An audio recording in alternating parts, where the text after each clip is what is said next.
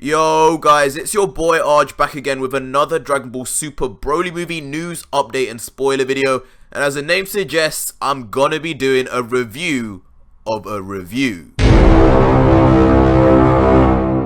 Yep, so the guys at IGN have released a couple days ago, if you didn't know, a review of the Dragon Ball Super Broly movie. If you're wondering how they can even do that, no, they weren't given an early release copy or anything.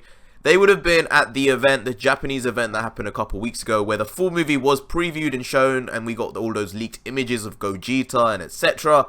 Yep, they would have seen that. They've come back to wherever they are based in America, and they've now reproduced a review of that film. And it's out, and I'm about to watch it now, and we're going to go see if anything new has been sort of revealed within their review. I doubt it, but we'll also look and see if their points are valid and what criticisms they have, and what they say is really good about the movie. So let's just get right into that right now.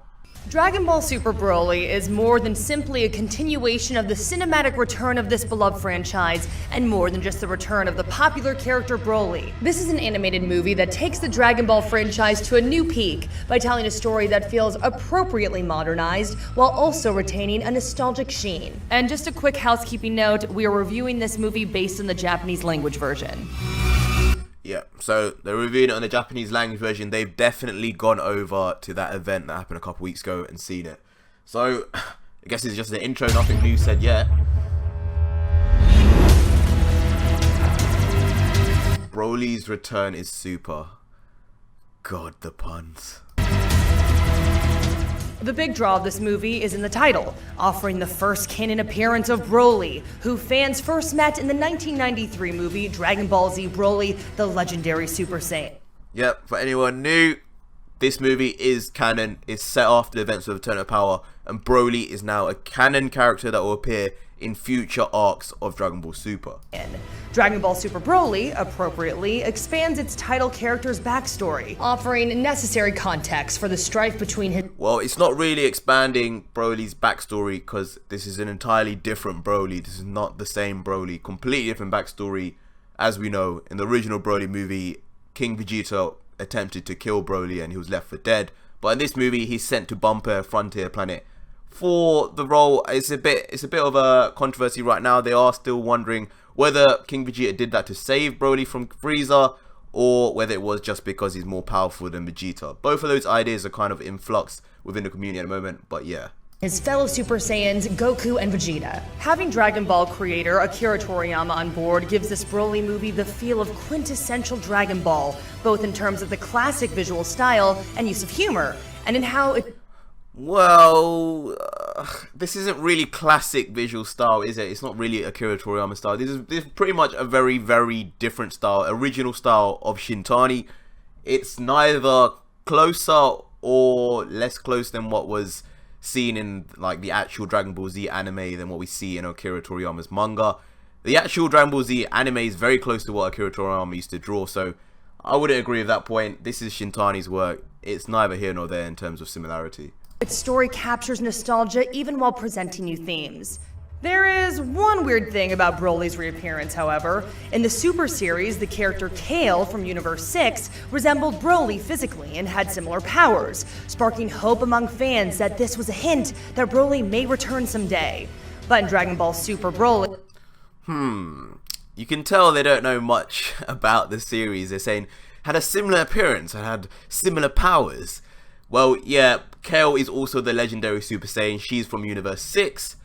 But, I mean, they're going to go more into talking about what that's your problem here is. But, you know, it isn't necessarily a problem in terms that because they have power, because they were so similar that Goku and Vegeta will automatically relate the two. Because obviously Broly had forms before he had gone into that legendary form. Kale had gone straight from base, straight into the legendary form, and her power suffered as a result. Whereas Broly, as we know, had Ikari, and then he had obviously the Super Saiyan form of that without the pupils before he went into the legendary form. Goku and Vegeta encounter the titular Super Saiyan for the first time. Given the similarities with Kale, whom Goku had met in the recent storyline, it is strange that Goku doesn't mention the resemblance, even though the audience will clearly notice it. It's not clear whether this was an oversight, but while this is only a minor quibble, it is disappointing that it is not addressed in the script. Right.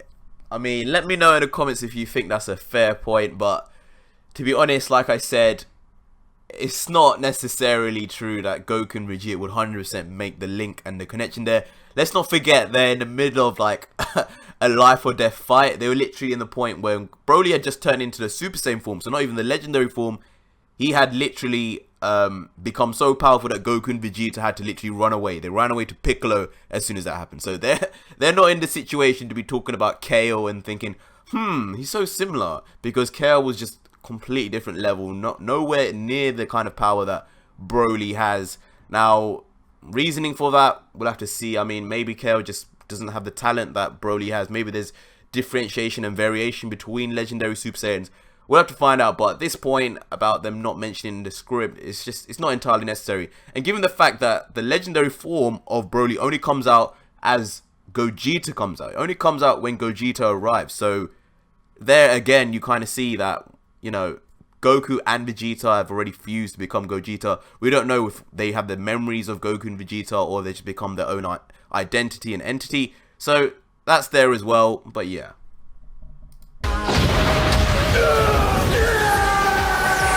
As one would expect from a Dragon Ball movie, the film's action scenes evoke the same hair-raising thrills as the TV series. However, it is extremely weird that the characters' battle cries come not from them, but from a voice in the heavens. When Goku forms the pose for a Kamehameha energy wave, he doesn't cry, Kamehameha, as he usually would. Instead, the words are spoken from off-screen, as though narrated by the announcer at a wrestling match. This saps. I'm not sure what is meant by that. Do any of you guys know what that means? What she means by that? I mean, I think I've seen some of the roars from Broly. They sound like they have an echo.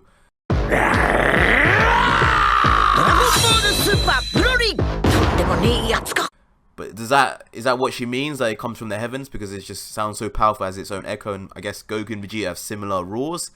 I don't know. I mean, I never really noticed that as a problem. It just sounded more epic to me.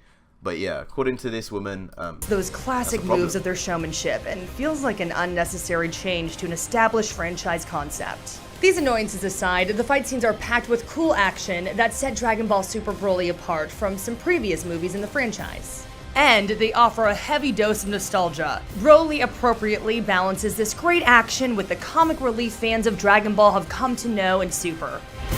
Yeah, so I've already spoken to you in spoilers about some of the comic actions, the comic relief portions of the film. Like there's portions when Broly gets first found by Chi-Lai and Limo, and he gets brought back to the Frieza ship, and then, you know, he meets Frieza and all of that. At some point, there's like a funny scene where Broly is washing up and he's having a shower, but then you can kind of see like boobs or something, or like an ass, and you kind of think it's Bulma, but then it just turns out to be Broly. Just funny stuff like that. Broly's going to have like a character where you can relate to him more of a level than you did in the original film. So, there's that. Dragon Ball Super Broly delivers in terms of awesome action. But more than that, it features smart callbacks to the heyday of the series, adding relatable and thoughtful subtext. It's a humorous, imaginative movie, and it's gripping all the way to the end. Thanks for watching. For more movie reviews, check out what we thought of Spider-Man Into the Spider... Okay, so, cool. I mean, they say it's gripping, they say it's entertaining all its end. I mean, we kind of knew that was going to happen, knowing that there's going to be both a fight with Vegeta versus Broly that happens, then a fight with Goku versus Broly that happens, then Goku and Vegeta fighting Broly, and then finally, oh no, and then there'll be Frieza versus Broly as well. There'll be a portion where Frieza's fighting a Super Saiyan Broly and getting his ass beat, and then there's going to be obviously Gogeta fighting Broly, and he goes Super Saiyan, well, base Super Saiyan, and then Super Saiyan Blue. So we all knew that was going to be epic. I mean, this film is so action-packed, it's crazy. Yeah, I mean, I had no doubts about it. Let me just see out of curiosity, what score did that actually give? Verse and Creed 2. And as always, be sure to follow relatable and thoughtful 8.5, Jesus Christ, come on, man. IGN with their rating system is ridiculous. Alright, 8.5, I mean, how many movies actually get 10, you know? How many anime movies get 10? I don't know. Later today, I'm actually going to go watch My Hero Academia, the Tale of Two Heroes. The new movie, it's actually just the last day viewing it and watching about a couple hours. So I might let you know what I think about that. But yeah, I'm pretty happy. I know the movie's going to be awesome. Just the amount of spoilers has been released so far, I am very, very excited to finally see this movie. I'm going to try my best to get a viewing in January, but hopefully when it's out in December, I know a lot of you are asking, how can we watch it in December? Well, the only way is someone is able to film it and leak it. And you know what? They might be able to, because even in this super tight security showing for exclusive individuals in Japan, some people were able to take photos and some people were actually able to film little scenes. So, you know, it's possible. I'm pretty sure someone will release like a, you know, fake DVD of the Broly movie where some guys are like walking past the screen and stuff, and you're right in the cinema, you can hear people talking and stuff, something like that, and we'll be able to watch it then. Someone will also English sub that probably, and yeah, I'll make sure to let you guys know 100% if that comes out. I may even post it for like a day before taking it down, before, you know, Toei take me out. But yeah, stay tuned for the next video, guys, and yeah, cheers.